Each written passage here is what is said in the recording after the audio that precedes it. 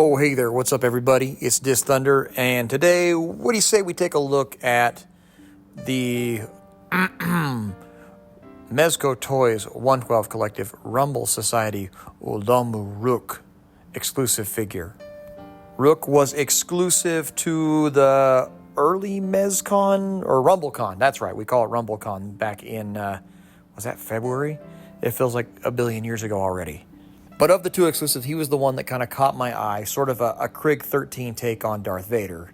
And that, obviously, that's pretty much what this guy is. As such, he runs kind of heavy in the reuse category, but I would categorize that reuse as clever. That's an old foosh phrase, there was one. Clever reuse. But I think that certainly qualifies here.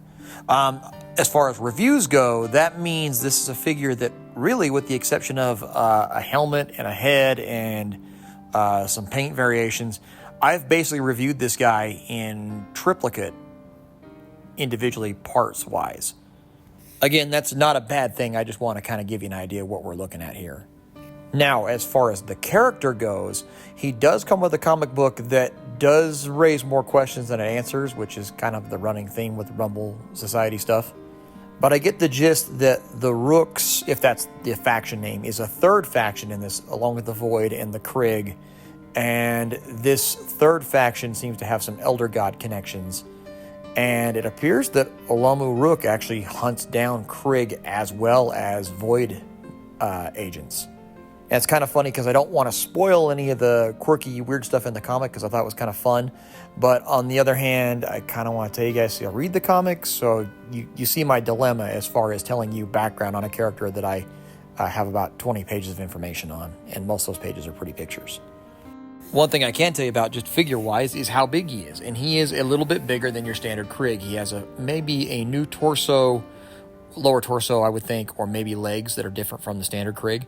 And actually, I think Gomez stacks up pretty good against him. He's actually, it's funny, Gomez is taller than I remember him being until I pull him out and go, oh yeah, he's kind of tall for a bug. Obviously, Olumu Rook is considerably bulkier than Gomez, and even maybe a little bit bulkier than the Krieg. And some of that is owed to the different choice of arms, and again, possibly, I think there may be he may have Hawk P40's lower torso as well.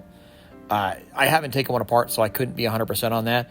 But he does, yeah, that's basically what you're looking at, I think, is a hybrid of Hawk P40 and your standard Krieg body. As you can see here side by side, the upper chest armor sits a little higher on Rook than it does on Krieg. And there's also a new, more latexy style bodysuit under there than the more, canvasy kind of fatigue pants that he generally wears. But as you can see in the comparisons here, the boots, the gloves, and the back of the helmet, as well as the basic sculpt of the chest armor, is the same as the Krieg body. And lastly, just so I keep up what passes for consistency on my channel, here he is with Supreme Knight Batman, who he is relatively close to in size, although Supreme Knight is a bit thicker because he's the boss and he should be.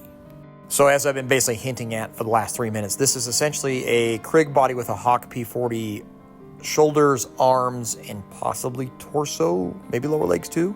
The glove, the boots, the back of the helmet, and the chest piece are, of course, all from the original Krieg line that we have, I believe, 4 of 5 of already. New triangular piece in the chest, and of course, a new front helmet. There is a new belt, too. I don't know if I mentioned that. So the Hawk P40 arms have this weird little shoulder hinge piece that's kind of funky. And with the Krieg armor having a shoulder pad, I was a little concerned they wouldn't work together, but they actually groove not badly. He's not going to get much more T-pose than that, but the P40 arms have really good double-jointed elbows, so it's kind of a fair trade. In addition to that, you also get a glove swivel from the Krieg armor and the usual ball-jointed wrists that we receive with Mezcos. Torso articulation is more of a suggestion than a thing, like most of these figures has LEDs in their chest. Forward is pretty minuscule. Back is a little more substantial, but lower body, hips, double-jointed knees, boot swivels, and ankles are all pretty good, especially for a bigger figure. I think the pleather bodysuit helps with that as well.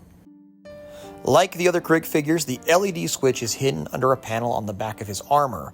I actually thought this LED feature worked on through his hand as well, but it's not. It's actually just cast in really good green plastic, so it illuminates really easy if you put it next to the LED. I do wish the helmet had some LED function as well, like where the little green lens pieces are. However, like the other Krieg figures, if you take the helmet off, that bionic eye still lights up, although you can see he's a little bit worse for wear. Another missed opportunity, though, is on the back of his head, this Cthulhu Krang-looking brain sticking out the back. Would have been cool to have a little LED glow-through on those eyes. And you're probably already familiar with this as well, but like the other Krieg figures, you're not going to get a lot of neck range because it's a single post that has the LED bulb in it. So it's pretty much the same as the others in that regard. So in addition to the other new pieces that we've already discussed and the accessories that I will kind of talk about and show some pictures of, we have a really nice fabric drape cape with some wiring in it. And I say drape cape with wire because unlike most wire capes, this son of a bitch will drape. It's a softer material than most of the other capes we have. For additional accessories, he has replacement hands, one of which is this energy sword effect, which again doesn't light up, but because of how well that green picks up light, it's actually brighter than the LED powered sword that Gomez has. And I showed it already, but there is also this tentacle hand replacement that has a little bit softer plastic to it, so you can wrap it around a figure, kind of like I'm doing right here. I realize now as I'm recording there are a couple other little energy blast effects, but I think those are carryovers from other figures as well. One of them does peg in kind of like a big ball of energy blast, but honestly, these are the three that I'm going to use the most: the hand, the sword, and the tentacles. So those are the ones I'm going to show you. So when it comes to something like this, I always go back to what my best good buddy Robo says about exclusives, which is it's kind of finding that sweet spot between something that's unique and cool for exclusivity's sake, but isn't going to like ruin your collection with its absence. And I think Olumu Rook fits that bill quite nicely. Unfortunately, he was, like I said at the beginning, the RumbleCon exclusive from earlier in the year, so he is waitlisted into, well, hopefully not oblivion, but he's definitely waitlisted. So getting one may be a little tricky, although I tell you this every time, and someday some of you will listen to me and it's going to work for you. Put yourself on the waitlist if you're interested. In the meantime, as always, thank you to Mezco Toys for helping me get a copy of Olumu Rook to review for you, and thank you to you, for coming through and watching the video. As we are entering con season once again, there will be more reviews to come, so please check back when you have the time. Thank you.